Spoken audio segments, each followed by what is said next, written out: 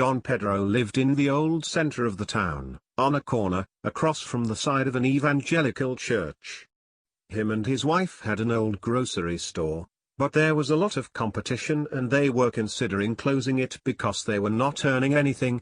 They sold very little, and they were in their 70s and it was getting harder to wait on customers. So finally they closed it. They would live on their savings and with the help of their children. The house they lived in was one of the oldest in the area, built of adobe and quarry stone, with a brick floor and tile roof. The ceiling was of shingles and it was painted with white lime. Paco would go to the store regularly and chat with Don Pedro for hours about the history of old houses, the independence and the revolution. Now that the store was closed they did not see each other for some time. But luckily one day they ran into each other at the market. They were both shopping and Don Pedro joyfully invited Paco to visit. His door was always open to him. Paco began going often again. They talked about the same things, old houses, the independence, the revolution, and also about treasures. Paco always went to talk about the same things without ever getting bored, but one day Don Pedro stopped welcoming him. He just couldn't. He had a deep sadness. His wife was sick, actually extremely ill, frequently their children were there. They had already spent a great deal of money in the illness and time just went by. There was a chance for a cure, a treatment in Mexico City, but it was very expensive and they did not have enough money.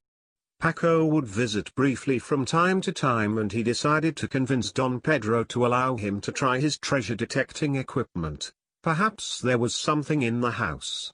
Don Pedro accepted almost unwillingly. He looked almost like he was on drugs. He only asked him to do it at night, because during the day the place was full of people, his children, visitors, and so on. That very night Paco went to the house and got down to work. Immediately with the help of Don Pedro, he started in the bedrooms, living, dining, kitchen, garden.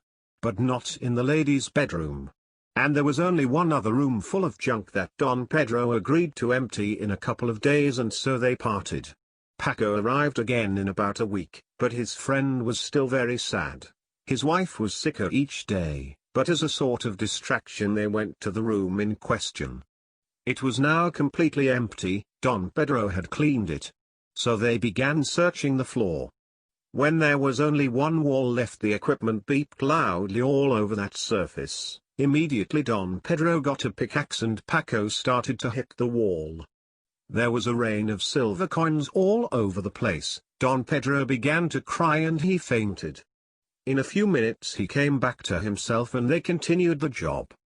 There were many coins. He gave Paco 1/3 of the total. They were both very happy and Paco went home with his load. It was a lot of money. He came back in a couple of weeks to visit Don Pedro. His wife opened the door. The lady was fully recovered. She hugged and kissed Paco. Don Pedro, very happy, just looked on.